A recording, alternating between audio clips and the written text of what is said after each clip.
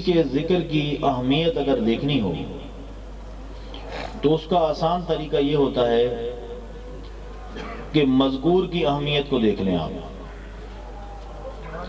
بالفاظ دیگر ذکر کی اہمیت اس وقت متحقق ہوتی ہے، واضح ہوتی ہے کہ جب مذکور کی اہمیت کا انسان اندازہ کر لے اور اس کی اہمیت کو سمجھ لے. اب ذکر رسول کی اہمیت کو سمجھنا ہے تو پہلے آپ رسول کی اہمیت کو سمجھیں. اگر رسول کی اہمیت سمجھ میں آ گئی پھر ان کے ذکر کی اہمیت کا بھی آپ کو اندازہ ہو جائے گا. دیکھیے اللہ تعالیٰ کی جتنی مخلوقات ہیں ان سب میں سب سے افضل و اعلیٰ، سب سے اشرف مخلوق کون سی ہے؟ آپ میری طرف توجہ دیں. جو بات میں کر رہا ہوں ٹھنڈی ٹھنڈی ہوائیں بھی چل پڑی ہیں، تو اگر آپ ساتھ دیں گے تو آدھی تقریر آپ کریں گے، آدھی میں کروں گا، جلدی ٹائم ختم ہو جائے گا. تقریر جلدی ختم ہو جائے گی، پھر آپ انشاءاللہ مہمان ناتخواں کو بھی سنیں گے. تو آپ مجھے یہ بتائیے کہ حضور سید عالم صلی اللہ تعالی علیہ وسلم کے ذکر کی اہمیت کو سمجھنے کے لیے جو پہلی مثال آپ کو دے رہا ہوں وہ یہ ہے کہ اللہ تعالیٰ کی جتنی مخلوقات ہیں ان میں سب سے اشرف، سب سے افضل، سب سے اولیٰ، سب سے اعلیٰ، سب سے بالا مخلوق کون سی ہے؟ حضرت انسان. بولیے کون؟ وَلَقَدْ كَرَّمْنَا بَنِي آدَمَ كُنْتُمْ خَيْرَ أُمَّةٍ، یہ ہے نا قرآن میں. تو ساری مخلوقات میں انسان سب سے افضل ہے. یہ ذہن میں رکھ لیجئے. فضیلت کا تعلق یہاں مجموعی اعتبار سے ہے، افراد سے نہیں ہے. مجموعی اعتبار سے انسان دیگر مخلوقات پر فضیلت رکھتا ہے، سب سے افضل ہے. اب انسان میں بھی کیٹیگریز ہیں. انسان میں وہ ساری مخلوقات سے مجموعی اعتبار سے انسان ہونے کی حیثیت سے وہ افضل ہے، لیکن انسان میں انسان سے ایک درجہ اور آگے ہے، اسے کہتے ہیں مومن. انسان سے کون افضل ہے؟ مومن. کیونکہ وقت بالکل مختصر ہے اس لیے میں بات کو آگے لے کے جانا چاہتا ہوں. مومن کے پھر درجات ہیں. ان درجات کو طے کرتے ہوئے بات لے کے جاتے ہیں انتہا تک، تابعین کرام تک. انسانوں میں ایک گروہ وہ ہے جو ایمانداروں کے طبقات میں سب سے افضل ہے، وہ ہے تابعین. کیونکہ رسول اللہ صلی اللہ علیہ وسلم نے ان کے بارے میں بشارت دی ہے. اس بشارت کا مصداق ہے یہ طوبی لمن رآنی. سرکار نے فرمایا جس نے میرے رخ انور کو ایمان کی حالت میں دیکھا اسے بھی جنت کی بشارت، اور جس نے میرے دیکھنے والے کو دیکھا اس کو بھی جنت کی بشارت. تو یہ تابعین کے نام کا گروہ، جماعت اس بشارت میں داخل ہے.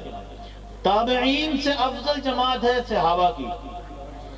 صحابہ سے افضل جماعت جو ہے، درجہ جو ہے، وہ ہے نبیوں کا.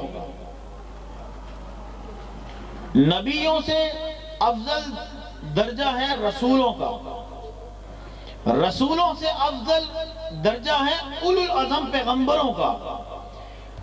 اور اولو العزم پیغمبروں سے اگر کسی کا درجہ سب سے بڑا ہے تو وہ وہی نبی ہے جس کی یاد کے لیے آج ہم بیٹھے ہوئے ہیں، صلی اللہ علیہ وسلم.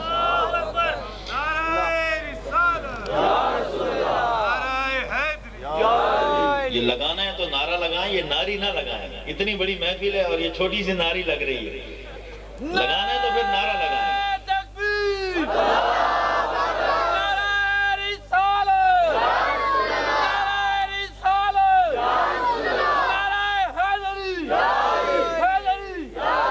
تو اب آپ غور کیجئے، آسان لفظوں میں یوں سمجھ لیجئے، اللہ کے بعد، اللہ کے علاوہ، اللہ کو چھوڑ کر اللہ کی ساری مخلوقات میں جس کا مقام اور مرتبہ سب سے بڑا ہے وہ آمنہ کا لال ہے، صلی اللہ علیہ وسلم. تو آپ غور کیجئے یہ کس کا ذکر ہے؟ ذکر کی اہمیت سمجھنی ہے تو مذکور کی شان کو سمجھیے. یہ کسی غیرے کا ذکر نہیں ہے، یہ اس رسول کا ذکر ہے کہ بعد از خدا بزرگ تو ہی قصہ مختصر. تو بتائیے اللہ کی مخلوق میں سب سے عظیم المرتبت ہستی حضور سید عالم صلی اللہ علیہ وسلم ہیں، تو جب سب سے بڑا مقام آپ کا ہے تو پھر حضور کا جو ذکر ہوگا اس کی بھی کوئی اہمیت ہوگی یا نہیں ہوگی؟ بولیے. بس جب بولنے کا وقت ہوتا ہے آپ خاموش ہو جاتے ہیں، جب خاموشی کا وقت ہوتا ہے بولنا شروع کر دیتے ہیں. اپنی اصلاح فرمائیے. یہ ووٹ میں لے رہا ہوں نبی کی عظمت کے لیے، نبی کی عظمت کے لیے. یہ آپ کے کھاتے میں پڑے گا، کل بروز حشر کام آئے گا. تو بتائیے حضور کے ذکر کی اہمیت ہوئی یا نہیں ہوئی؟ وہ بے طریقے ناخر. غور کیجئے ذرا، دنیا کا سب سے افضل ترین زمین کا ٹکڑا کون سا ہے؟ عبارات میں نہیں جاؤں گا، تفصیل میں نہیں جاؤں گا، اشارہ کروں گا. مقصود ہے اپنے دعوے کی دلیل. دنیا میں سب سے افضل ترین ٹکڑا زمین کا وہ ہے، جملہ مخلصین علماء دین ائمہ دین متفقہ طور پر لکھتے ہیں کہ وہ ٹکڑا جو رسول اللہ صلی اللہ علیہ وسلم کے جسم کو چوم رہا ہے وہ مسجد نبوی سے بھی افضل، مدینہ طیبہ سے افضل، خانہ کعبہ سے افضل، اور تو اور اللہ کے عرش اعظم سے بھی افضل ہے. اللہ کے عرش اعظم سے بھی افضل ہے. مجھے بتائیے جب زمین کا ٹکڑا مصطفیٰ کی نسبت سے اتنا بلند ہوا کہ سب سے افضل قرار پایا تو جو حضور کا ذکر ہوگا وہ بھی افضل ہوگا یا نہیں ہوگا؟ تو جب ایک زمین کا ٹکڑا نبی کے جسم سے نسبت حاصل کر جائے وہ ساری کائنات میں بے مثل و بے مثال ہو جاتا ہے، اس سے بڑھ کر افضل کوئی جگہ نہیں رہتی. تو بتائیے جب ذکر کسی غیرے کی طرف منسوب ہو ہم اس کی بات نہیں کرتے، ہم تو بات یہ کر رہے ہیں کہ اس محفل میں جس کا ذکر ہو رہا ہے اس ذکر کی نسبت اس ذات کے ساتھ ہے کہ اگر جسم کسی زمین کے ٹکڑے کے ساتھ مس ہو جائے وہ جسم کے ساتھ مس ہونے والا ٹکڑا بے مثل و بے مثال ہو جاتا ہے. تو پھر نبی کے ذکر کا کیا عالم ہوگا؟ غور کیجئے آپ اس کو ایک اور حوالے سے سمجھیے، اس حضور کے ذکر کی اہمیت کو سمجھیے. آپ سرکار کے ذکر کی اہمیت کو سمجھنا ہے تو سرکار کے اسم گرامی کی طرف غور کیجئے، توجہ فرمائیے. سرکار کا ذاتی اسم گرامی کون سا ہے؟ بولیے. ہاں دو نام ہیں آپ کے ذاتی اسم گرامی، ایک احمد دوسرا محمد صلی اللہ علیہ وسلم. آپ کبھی غور کیا آپ نے کہ محمد کا معنی کیا ہوتا ہے؟ محمد کا معنی کیا ہوتا ہے؟ محمد کا معنی سنیے، اس کا معنی ہوتا ہے الذی حمد او یحمد مرتن بعد مرتن وکرتن بعد کرتن. محمد صلی اللہ علیہ وسلم اس ذات کو کہتے ہیں جس کی تعریف کی جائے پھر دوبارہ تعریف کی جائے، پھر دوبارہ تعریف کی جائے، پھر دوبارہ تعریف کی جائے، جس کی تعریف کا سلسلہ لا متنائی ہو، جس کی تعریف کا سلسلہ ختم ہی نہ ہو، اس کو کہتے ہیں محمد صلی اللہ علیہ وسلم. جس کی بے انتہا تعریف کی جائے، بکثرت تعریف کی جائے، بار بار تعریف کی جائے، ماضی میں بھی جس کی تعریف ہو، حال میں بھی جس کی تعریف ہو، مستقبل میں بھی جس کی تعریف جاری رہے، اس کو کہتے ہیں محمد صلی اللہ علیہ وسلم. اب بتائیے محمد کا معنی کیا ہو؟ جس کی تعریف کی جائے. اگر حضور کے ذکر کی اہمیت نہ ہوتی تو رب اپنے محبوب کا نام محمد کیوں رکھتا؟ معلوم ہوا اللہ تعالیٰ کا اپنے محبوب کا نام محمد رکھنا یہ عقیدے کا اظہار ہے کہ لوگوں میں نے اپنے محبوب کا نام ہی ایسا رکھا ہے جو آپ کے ذکر کی اہمیت کو اجاگر کرتا ہے. میرا محبوب محمد ہے، اس کا معنی یہ بنتا ہے وہ ذات جس کی بار بار تعریف کی جائے. سنیو تمہیں مبارک ہو، حقیقی معنی میں تم ہی اللہ کے رسول کو محمد مانتے ہو صلی اللہ علیہ وسلم. جو لوگ حضور کو محمد مان کر تعریف نہیں کرتے اپنے منہ جھوٹے ہیں، وہ حضور کو محمد نہیں مانتے. اور جو حضور کو حقیقی معنی میں محمد مانتے ہیں صلی اللہ علیہ وسلم وہ حضور کا ذکر زیادہ کرتے ہیں، حضور کے ذکر کی اہمیت کو سمجھتے ہیں. اچھا یہاں ایک بات اور بھی عرض کر دوں، غور کیجئے حضور کی عظمت کے حوالے سے نکتہ بھی محمد کا معنی یہ ہوتا ہے جس کی تعریف سب سے زیادہ کی جائے، بار بار کی جائے۔ بتائیے دنیا میں سب سے زیادہ تعریف کس کی ہوتی ہے؟ اللہ کی۔ کس کی ہوتی ہے؟ ٹھیک ہے بھئی، ساری کائنات کس کا ذکر کرتی ہے؟ اللہ کا۔ تو بظاہر لگتا ایسا ہے کہ یہ محمد نام ہونا چاہیے اللہ کا، کیونکہ سب سے زیادہ تعریف تو اللہ کی ہوتی ہے، لیکن اللہ نے کس کا نام رکھا ہے؟ یہ اپنے حبیب کا صلی اللہ علیہ وسلم۔ اور اللہ نے اپنا نام اسی مادہ سے محمود رکھا ہے، ہا میم دال، مادہ وہی ہے، ہم سے ہی محمود مشتق ہے اور ہم سے ہی محمد مشتق ہے، لیکن اللہ تعالیٰ کا نام ہے محمود، اللہ کا نام محمد نہیں ہے۔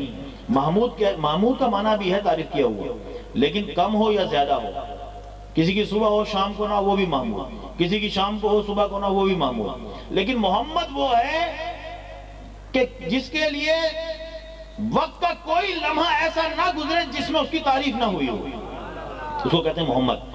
تو بظاہر ہونا یہ چاہیے کہ اللہ کا نام ہو یہ، لیکن اللہ نے کس کا نام رکھا؟ محمد کا صلی اللہ علیہ وسلم، اپنے محبوب کا۔ وجہ کیا ہے؟ وجہ یہ ہے کہ اللہ تبارک و تعالی حضور کی عظمت کو واضح کرنا چاہتا ہے کہ لوگوں، یہ اپنے محبوب کا نام میں نے اس لیے رکھا ہے کہ ساری کائنات بے شک میرا ذکر کرتی ہے، لیکن وہ ہے مخلوق۔ مخلوق کی ہوتی ہے کہ ایک ابتدا، ایک ہوتی ہے اس کی انتہا، اس لیے میرا ذکر کرنے والی تو ہے مخلوق، اور رہا محبوب تو اس کا ذکر تو میں کرتا ہوں۔ تو جس کا ذکر اللہ کرے اس کا ذکر زیادہ ہوگا، یا جس کا ذکر مخلوق کرے اس کا ذکر زیادہ ہوگا۔ تو اللہ تعالیٰ خود قرآن میں فرماتا ہے ان اللہ و ملائکتہ یصلون علی النبی، جملہ اسمیہ مبتدا اور مضارع سے اس کی خبر دوام تجددی پر دلالت کر رہا ہے۔ معنی یہ ہے محبوب میں تیرا ذکر کرتا ہوں، نہ میری ابتدا ہے نہ میری انتہا ہے، اس لیے تیرا ذکر ہمیشہ سے ہمیشہ تک ہوتا رہے گا، اس لیے کہ تو محمد ہے صلی اللہ علیہ وسلم۔ تو آپ غور فرمائیے ذرا،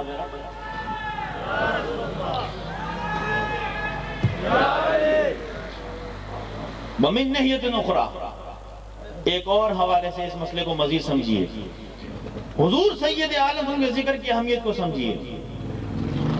اللہ تعالیٰ نے قرآن مجید میں فرمایا وَالْعَصْرِ، محبوب مجھے اس زمانے کی قسم جس میں تو جلوہ گر ہوا،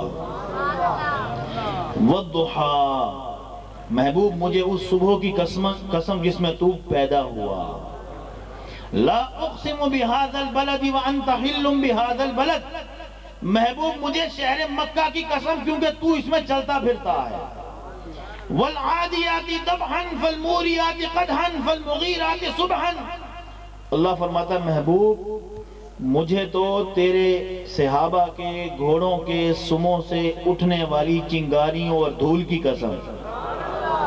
اب ذرا غور کیجئے، جو رب اس زمانے کی شان بیان فرمائے قسم یاد فرما کر، جو محبوب کا زمانہ ہو، اس صبح کی قسم یاد فرما کر اس کی عظمت کو 2-4 چاند لگا دے جس میں آپ پیدا ہوئے ہوں، اس شہر کی قسم کھائے اور عظمت کا اظہار فرمائے جس میں آپ چلیں، جس کو آپ کے قدموں سے نسبت ہو، اور تو اور اللہ تعالیٰ اس مٹی کی عظمت کو بیان فرمائے جو مٹی اس کے محبوب کے صحابہ کے گھوڑوں کے سموں سے اٹھے۔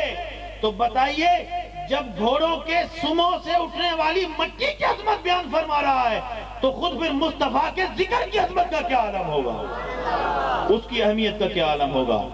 وب طریق آخر مزید ایک نقطہ سماعت فرماتے جائیے، حضور سید عالم نے فرمایا مر رآنی فقد رأى الحق، جس نے مجھے دیکھا اس نے حق کو دیکھا۔ کیوں؟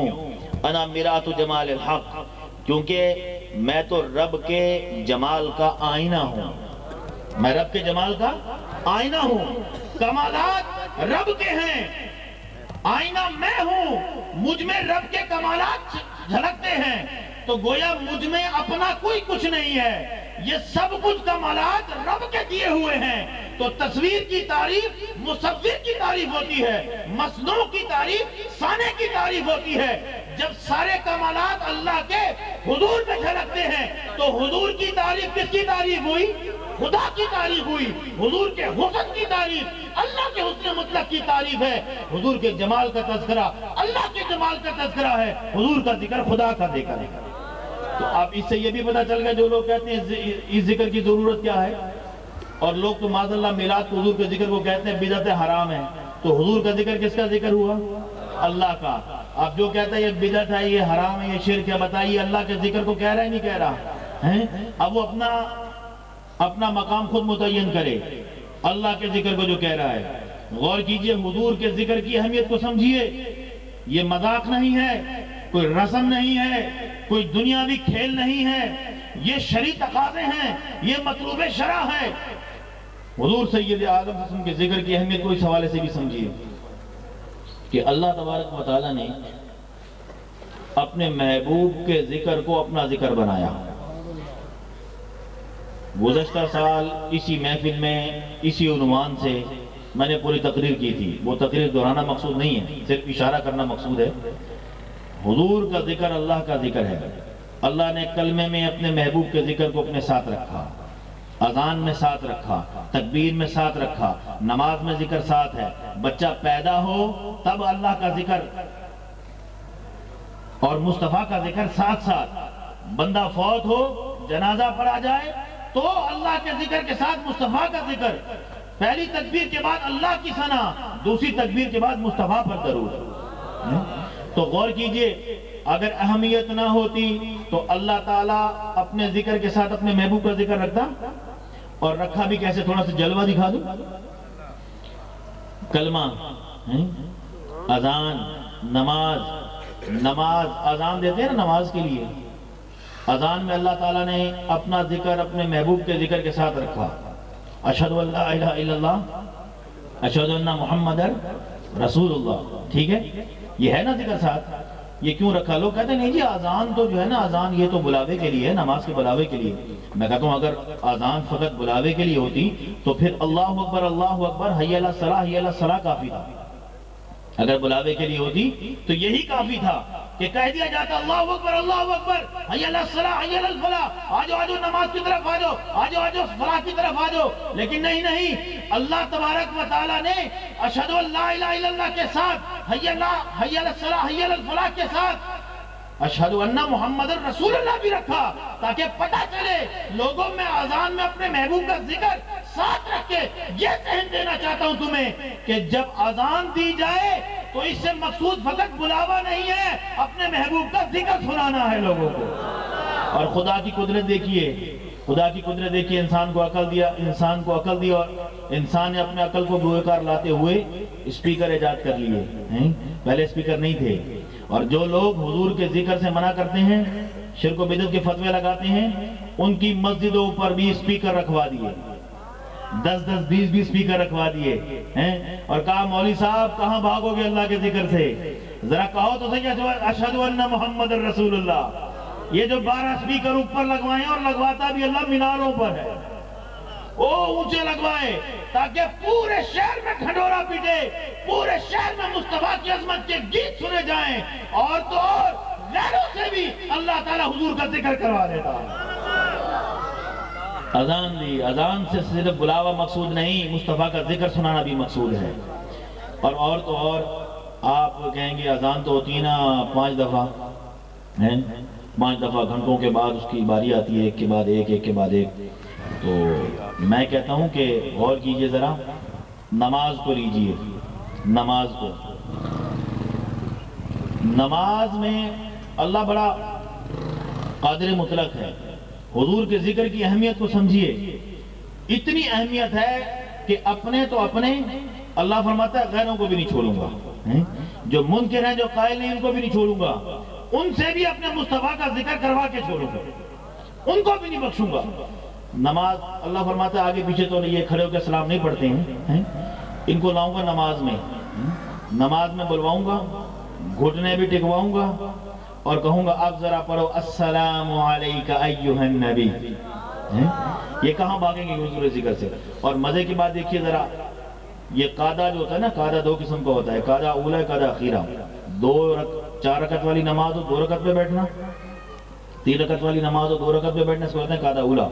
اور 3 اور 4 رکعت والی نماز ہو تو تیسری اور چوتھی رکعت پر یعنی آخری رکعت پر اور 2 رکعت والی نماز ہو تو آخری رکعت پر بیٹھنا اس کو کہتے ہیں قعدہ اخیرہ۔ اب غور کیجئے اب ذرا، نماز میں کتنے قعدے ہیں؟ ہر قعدے میں درود بھی ہوتا ہے اور سلام بھی ہوتا ہے، ٹھیک ہے؟ فجر میں کتنی رکعتیں ہیں؟ بولیے 4، 2 سنت 2، بولیے۔ او بھائی حق کا اظہار کرنا چاہیے نہیں چاہیے؟ کوئی آپ سے پوچھے آپ کے والد کا کیا نام ہے، آپ خاموش ہو جائیں، شک پڑ جائے گا نہیں پڑ جائے گا؟ بھائی جو حق بات ہو اس کا پرچار کرنا چاہیے۔ اگر حق بات کا اظہار نہیں کریں گے تو معاملہ گڑبڑ ہو جائے گا۔ بتائیے نسب کی خرابی زیادہ ہے، عقیدے کی خرابی زیادہ ہے؟ ایک نسب کے حوالے سے کم تر ہے اور ایک عقیدے کے حوالے سے بدتر ہے، کون سا زیادہ برا ہے؟ نسب والا عقیدے والا؟ عقیدے والا۔ تو آپ سے کوئی پوچھے باپ کا نام کیا، آپ خاموش ہو جائیں تو نسب میں گڑبڑ ہو جائے گی، مشکوک ہو جائیں گے۔ آپ خاموش نہیں ہوتے، ڈنکے کی چوٹ پر کہتے ہیں چودھری صاحب کا بیٹا ہوں، ملک صاحب کا بیٹا ہوں، سید صاحب کا بیٹا ہوں۔ تو جب عقیدے کی بات آئے عقیدے کی تو پھر خاموش نہ بیٹھ جائے کرے، وہاں بھی ڈنکے کی چوٹ پر کہا کریں۔ وہ ایک دوست مجھے بتا رہے تھے، لطیفہ سنا رہے تھے، وہ کہنا کہ جی ہمارے کراچی سائٹ پر، سندھ سائٹ پر جو ہے نا سنی 2 قسم کے ہوتے ہیں، ایک پی پی ایس ایک ٹی ٹی ایس، سمجھتے ہیں نا؟ من کا بھی یہ تو شارٹ کٹ لفظ بتائیے آپ نے، P P S T T S اس کا مخفف ہے کسی لفظ کا، یہ بتائیے کہا ہے؟ کہتا نہیں اس کا مطلب ہوتا ہے پی پی ایس کا معنی ہوتا ہے پل بلا سنی اور ٹی ٹی ایس کا معنی ہوتا ہے ٹناٹن سنی، ٹناٹن سنی۔ تو پہلے مجھے یہ بتائیں آپ پی پی ایس ہیں یا ٹی ٹی ایس ہیں؟ یہ آگے والے ہیں، میرے پیچھے والے نہیں ہیں۔ آواز نہیں آ رہی ہے نا؟ تو آواز آئے گی تو پتہ چلے گا۔ میں نے عرض کر دیا کہ حق کا اظہار ضروری ہوتا ہے، واجب ہوتا ہے۔ جب حق کی بات آئے تو خاموش نہ بیٹھیں۔ کوئی آپ سے پوچھے باپ کون ہے، ڈنکے کی چوٹ پہ بتائیں میں فلاں کا بیٹا ہوں، گھبرانے کی ضرورت نہیں۔ اگر چپ ہو جائیں گے مشکوک ہو جائے گا معاملہ۔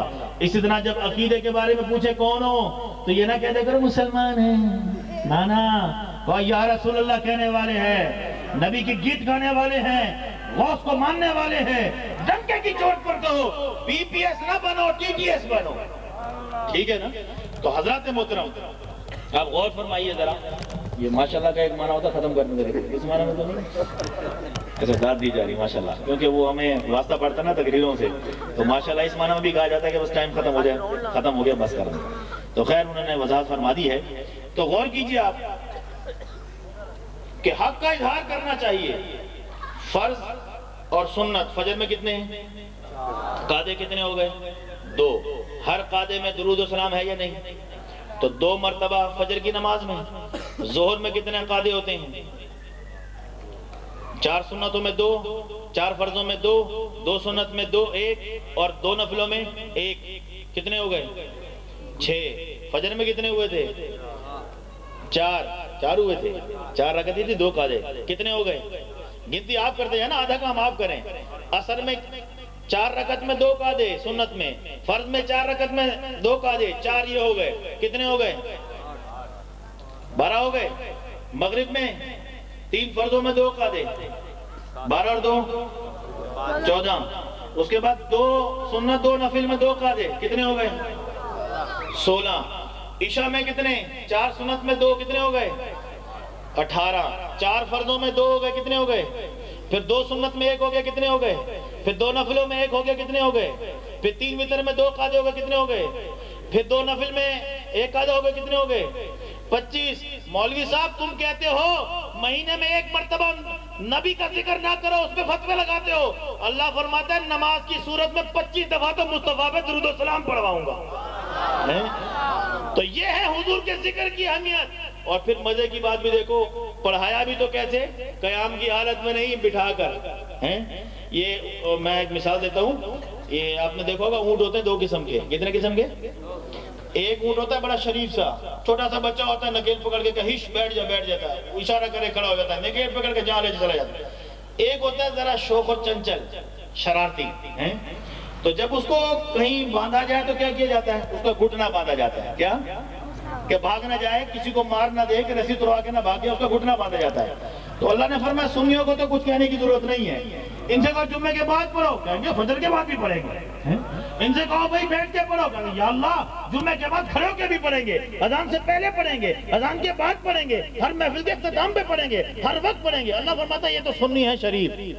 یہ دوسری قوم جو ہے یہ ہے شرارتی، تو یہ ایسے نہیں پڑھے گی، ان کا گھٹنا باندھنا پڑے گا، ٹھیک ہے نا، گھٹنا باندھنا پڑے گا۔ اور اس حوالے سے یہ نقطہ بھی غور طلب ہے کہ اللہ تعالیٰ نے بٹھایا کیوں؟ دیکھیے جمعے پر اکثر آپ نے دیکھا ہوگا یہ 2 نمبر پارٹی کا کوئی بندہ اگر جمعے پر آ جائے نا، بھولے سے آ جائے، صلاۃ والسلام جمعے کے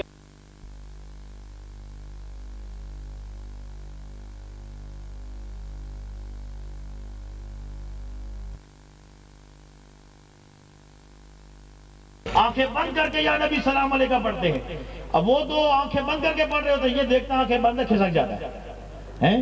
اللہ نے فرمایا کھڑے ہو کے کھسکنا آسان ہے، جب بیٹھے ہو تو کھسک نہیں سکتا، تو فرمایا بٹھا کے پڑھوں گا، گھٹنا باندھ کے پڑھوں گا، تاکہ اگر اٹھ کے جانے کی کوشش کرے تو پتہ چل جائے کون جا رہا ہے، تو بیٹھ زبردستی پڑھواؤں گا ان سے۔ اچھا یہ بھی بڑے مزے کی بات ہے کہ اللہ تعالیٰ نے سلام کو جس قاعدے میں رکھا وہ ہے واجب۔ دیکھیں قاعدہ اولا جو ہوتا ہے اس میں ہوتا ہے تشہد واجب، اور جو قاعدہ اخیرہ ہوتا ہے اس میں بیٹھنا فرض ہے، اور قاعدہ جو ہے وہ پڑھنا جو ہے واجب ہے۔ تو یہ السلام علیکہ ایھا النبی یہ واجب ہے۔ درود ابراہیمی جو پڑھتے ہیں یہ ہے سنت، واجب نہیں، ضروری نہیں، سنت۔ لیکن السلام علیکہ ایھا النبی یہ ہے واجب۔ 2 رکعت کے بعد بیٹھے گا تب بھی پڑھنا ضروری، 4 رکعت 3 رکعت کے بعد بیٹھے گا تب بھی ضروری، 4 رکعت کے بعد بیٹھے گا تب بھی ضروری، 2 رکعت والی نماز میں 2 رکعت کے بعد بیٹھے گا تب بھی ضروری، یہ رکھا واجب۔ کیوں؟ اس لیے کہ اگر رکھتا اللہ تعالیٰ جائز، مستحب، سنت تو مولوی صاحب بھاگ جاتے ہیں، ضروری تھوڑی ہے چلو نہ پڑھیں گے تو گناہ تو نہیں ہوگا نا، بھاگ جاتے۔ اللہ نے فرمایا رکھوں گا واجب، بغیر پڑھے نماز بھی قبول نہیں ہوگی، تو زبردستی پڑھواؤں گا تمہیں، تم بھاگو گے فر من المطر واستقر تحت المیزاب، ارے بارش سے بچنے کے لیے تم پرنالے کے نیچے آؤ گے، تم مصطفیٰ کے ذکر سے بھاگو گے، میں تمہیں حضور کا ذکر کروا کے چھوڑوں گا کیونکہ میں قادر مطلق ہوں۔ اور پھر مزے کی بات دیکھیے، ذرا مزے کی بات دیکھیے، السلام علیکہ، کیا یہ علیکہ کا او کاکا، یہ کا سمجھتے ہو؟ میں آپ کو مثال دیتا ہوں، ایک بندہ لاہور سے ہے آپ کے پاس، آپ سے کہ یار فلاں دوست آپ کا لاہور میں رہتا ہے، اس نے آپ کو سلام کہا، کیا کہیں گے آپ؟ بولیے، یہ بیٹری ڈاؤن ہو گئی ہے، سردی ہوگی اس وجہ سے، چلو اچھا سر ہلا دیں، میں خود کہہ دیتا ہوں آپ سر ہلا دیں، ٹھیک ہے نا، چھٹان کی زبان تو نہیں ہوتی ہلتی، کلو کا سر ہلا دیں چلیں، ٹھیک ہے نا۔ تو بتائیے وہ کیا جواب دے گا؟ غلط، یہ جواب غلط ہے بھائی۔ وعلیکم السلام کا تو مانا تم پر سلامتی ہو، جس بیچارے نے بھیجا اس کا کیا قصور ہے جو اس کو جواب نہیں دے رہے؟ صحیح جواب یہ ہے کہ جب کوئی دور سے کسی کا سلام لے کر آئے غائب شخص کا، اور وہ آ کر کہے فلاں دوست نے تمہیں سلام کہا ہے، تو کہتے ہیں وعلیکہ وعلیہ السلام۔ وعلیکہ، وعلیکہ کا معنی ہے تم پر بھی سلامتی ہو، وعلیہ کا معنی ہے اس پر جو لاہور میں بیٹھا ہے اس پر بھی سلام ہو۔ اب علیکہ اور علیہ میں فرق سمجھ میں آیا؟ علیکہ وہ ہے جو سامنے موجود ہے، اور علیہ وہ ہے جو لاہور میں دور ہے۔ اللہ فرماتا ہے السلام علیکہ کا، اور میرا محبوب تمہارے قریب ہے، اسے سلام پڑھو۔ اور مولوی صاحب السلام علیکہ حاضر ناظر، جب علیہ السلام علیکہ نماز میں جائز ہے تو نماز سے باہر بھی جائز ہوگا نہیں ہوگا؟ جب نماز میں شرک نہیں تو مولوی صاحب نماز سے باہر کیوں شرک ہو جاتا ہے؟ اور پھر غور، اور ایک حوالے سے اور بھی غور کیجئے، السلام علیکہ پہ بات ختم نہیں کی، ایھا النبی، کیا؟ ایھا النبی، اے نبی، اسی کو اگر آپ ترتیب بدل لیں السلام علیکہ ایھا النبی تو کیا معنی بنتا ہے؟ یا نبی سلام علیکہ، یا نبی سلام علیکہ۔ تو یہی وہ سلام ہے جو ہم جمعے کے بعد پڑھتے ہیں، یہ وہی ہے جو نماز میں پڑھتے ہیں، السلام علیکہ ایھا النبی، یا نبی سلام علیکہ، یہ وہی ہے۔ جب نماز کے اندر جائز ہے تو نماز کے باہر کیوں ناجائز ہو جاتا ہے؟ جب نماز میں آہستہ پڑھ سکتے ہیں تو جمعے کے بعد زور سے کیوں نہیں پڑھ سکتے؟ اچھا یہاں ایک اور مزے کی بات بھی بتا دوں آپ کو، ایھا النبی، یہ ان نبی معرفہ ہے، ٹھیک ہے، منادہ معرفہ ہے۔ عربی گرامر کی روح سے بینا اور نابینا کی پکار میں فرق ہے۔ بینا پکارے گا اس کا انداز اور ہوگا، نابینا پکارے گا تو اس کا انداز اور ہوگا۔ مثلا ایک نابینا شخص سڑک پار کرنا چاہتا ہے، وہ کہتا ہے یا رجلاً خذ بیدی، یا رجلاً خذ بیدی، رجلاً نکرہ کے ساتھ غیر معین کر کے، یا رجلاً خذ بیدی۔ جو نابینا ہوگا وہ کہے گا یا رجلاً، کیا مطلب نکرہ غیر معین کے ساتھ کیوں پکارے گا وہ؟ کیونکہ کوئی نظر تو آ نہیں رہا کون کھڑا ہے کون کون ہے، وہ کہے گا جیڑا بھی ہے یار میں پار لاؤ، جیڑا بھی ہے کوئی بھی ہے۔ لیکن جو بینا ہوگا وہ یہ نہیں کہے گا کوئی بھی مجھے سڑک پار کرا دو، نہیں، وہ کہے گا فلاں بندے ادھر آؤ، وہ ایک بندے کو کہے گا، ٹھیک ہے۔ تو معرفہ ہوتا ہے، معرفہ کے ساتھ ندا کرنا ہوتا ہے اہل نظر کا کام، ٹھیک ہے۔ اور جو نابینا ہوگا وہ نکرہ کے ساتھ ندا کرے گا۔ اب نماز میں جو سلام پڑھتے ہیں نبی کو، بتائیے نکرہ کے ساتھ ہے معرفہ کے ساتھ؟ السلام علیکہ یا نبی جن، ایسے نہیں، یا نبی جن ہوتا تو معاملہ اور ہوتا، معنی اور ہوتا، بلکہ نماز میں ہم کہتے ہیں السلام علیکہ ایھا النبیّ، النبیّ۔ مولوی صاحب نماز میں جب پکارتے ہو تو پکار ہوتی ہے اہل نظر والی، نماز سے نکلتے ہو تو عقیدہ ہوتا ہے بے بصروں والا۔ نہیں سمجھ آئی؟ یا نبی کہنا ناجائز ہے، ارے نماز سے باہر بے بصروں والا عقیدہ، اور نماز میں جب پکارو تو اہل نظر والا عقیدہ، یا نماز پڑھنا چھوڑ دو تاکہ پتہ چلے کس کیٹیگری سے تمہارا تعلق ہے۔ اگر نماز پڑھتے ہو تو جو نماز میں یا نبی کہہ سکتے ہو تو نماز کے باہر بھی نبی کو پکارا کرو۔ تو غور فرمایا آپ نے، یہ جتنا آگے پیچھے جائیں گے اللہ فرماتا ہے میں بھی پڑھا کر رہوں گا ان سے، میں بھی پڑھا کر رہوں گا۔ نماز میں کتنی اہمیت ہے حضور کے ذکر کی، کہ حضور کا ذکر اتنا اہم ہے کہ اللہ تبارک و تعالیٰ غیروں سے بھی پڑھوا لیتا ہے، غیروں سے بھی پڑھوا لیتا ہے۔ آپ کہیں گے پھر تو وہ بھی پڑھتے ہیں، پھر الزام کیوں لگاتے ہیں کہ وہ نہیں پڑھتے؟ 25 دفعہ تو نماز کی صورت میں پڑھ لیتے ہیں۔ وہ بھائی بات یہ ہے کہ ایک ہوتا ہے پڑھنا مجبوری سے، ایک ہوتا ہے منظوری سے، پڑھنے کا فرق ہے۔ ایک بچے کو 10 روپے دے، کیا کہیں گے؟ خرچی دی۔ ایک غریب دوست تھا، اس کو 10 روپے دیے، کیا کہیں گے؟ اس کی مدد کی۔ ایک فقیر کو 10 روپے دیے، کیا کہیں گے؟ خیرات کی۔ ایک بزرگ کی بارگاہ میں 10 روپے پیش کے، کیا کہیں گے؟ نذرانہ۔ اب کام تو ایک ہی تھا، 10 روپے دینا۔ بچے کو دیا تو اسے خرچی کہا، فقیر کو دیا تو خیرات کہا، غریب دوست کو دیا تو اسے مدد کہا، پیر کو دیا، بزرگ کو دیا تو کہا نذرانہ۔ کیوں؟ کہ جب عنوان بدل گیا تو حکم بھی بدل گیا۔ تو گو عمل ایک ہو مگر عنوان کے بدلنے سے حکم بدل جاتا ہے۔ پڑھتے تم بھی نماز میں ہو السلام علیکم ایھا النبی، پڑھتا سنی بھی ہے، لیکن فرق یہ ہے تم مجبوری میں پڑھتے ہو، سنی منظوری سے پڑھتا ہے۔ سنی کہتا ہے یا اللہ تیرا شکر ہے تو نے ہمیں یہ کرم فرمایا، اجازت دے دی کہ اپنے محبوب کا ذکر کرنے کی توفیق دے دی۔ اور مزے کی بات یہ ہے کہ سلام واجب ہے، درود سنت ہے۔ سلام کو واجب رکھا اور سلام پر زور دیا، کیوں؟ کہ اللہ تعالیٰ علیم و خبیر جانتا تھا جھگڑا درود پر نہیں ہوگا، سلام پر ہوگا۔ اور آیت صلاۃ میں بھی فرمایا وَيُسَلِّمُوا تَسْلِيمًا، سلام خوب پڑھو۔ تو پتہ چلا کہ سلام کی کثرت کرنا یہ ایمان کی دلیل ہے، یہ مومنوں کا شیوا ہے۔ بات وہیں اہمیت ذکر رسول صلی اللہ علیہ وسلم کی جا رہی تھی، اس حوالے سے درود کی ایک بات کر لیتا ہوں اور بات کو اپنے آخری مراحل میں ڈال دیتا ہوں۔ درود، نماز میں درود پڑھتے نہیں پڑھتے ہیں؟ کیا کہتے ہیں؟ کون سا درود پڑھتے ہیں؟ بولیے اللہم صلی علی محمد صلی اللہ علیہ وسلم۔ ذرا غور کیجئے، حضور کے ذکر کی اہمیت کو سمجھیے، کبھی اس کے معنی پہ غور کیا ہے؟ اللہ فرماتا ہے یا ایھا الذین آمنوا صلوا علیہ، اے ایمان والو میرے نبی پہ درود پڑھو۔ ہم کیا کہتے ہیں؟ اللہم صلی علی محمد، یا اللہ تو نبی پہ درود پڑھ۔ غور کریں، اللہ کہتا ہے مومنو درود پڑھو میرے نبی پہ، ہم کہتے ہیں یا اللہ تو پڑھ، وہ کہتے ہیں تم پڑھو، ہم کہتے ہیں یا اللہ تو پڑھ۔ ایک بچہ باپ سے کہے بیٹا مجھے پانی لا کے دو، بچہ کہے تم لا کے دو۔ باپ کے بیٹا مجھے پانی پلاؤ، بیٹا کے بیٹے تم پلاؤ، تو کیا خیال ہے، صحیح کہے گا؟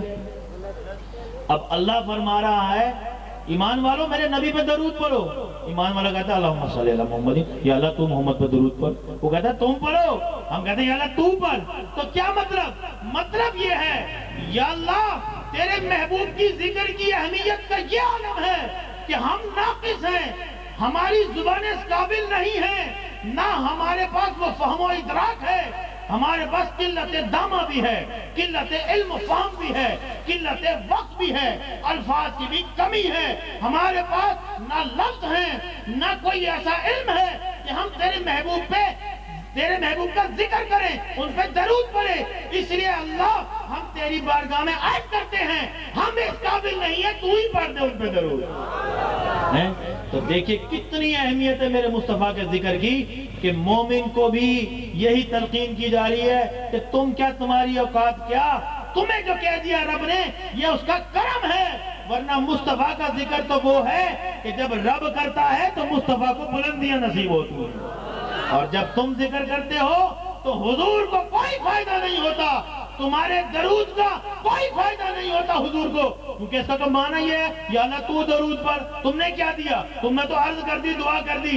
اس کا مطلب یہ ہے یا اللہ ہم جو تجھے کہہ رہے ہیں تو ہمیں کہتا ہے درود پر، ہم کہتے ہیں یا اللہ تو پر، یہ ہمیں کیوں کہا؟ اللہ فرماتا ہے اس لیے جب تم مجھے کہو گے، میرے محبوب کے لیے دعا کا کہو گے، تو تمہارے ذکر سے تو میرے محبوب بلند نہیں ہو سکتے، کیونکہ مذکور کو بلندی ذاکر سے تب ملتی ہے، ذاکر کے ذکر سے، جب ذاکر مذکور کی جملہ شانوں پر محیط ہو۔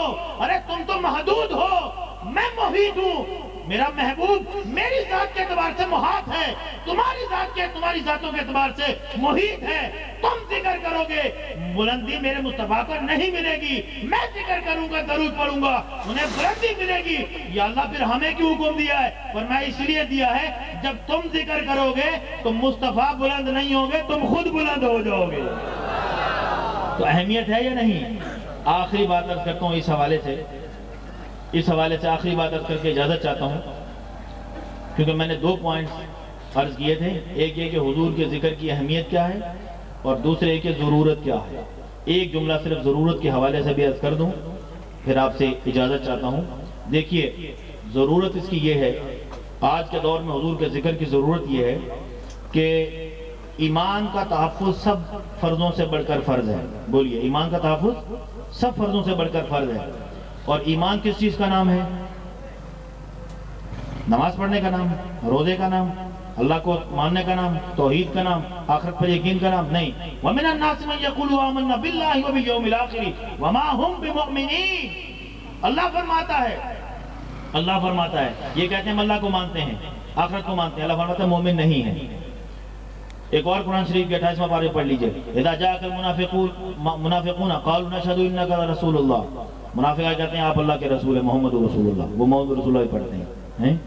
واللہ یعلم انک لرسول، اللہ جانتا ہے کہ اے محبوب آپ میرے رسول ہیں۔ واللہ یشہد ان المنافقین لکاذبون، لیکن اللہ گواہی دیتا ہے یہ منافقین جھوٹے ہیں۔ یا اللہ یہ کہتے ہیں لا الہ الا اللہ، تو کہتا ہے مومن نہیں۔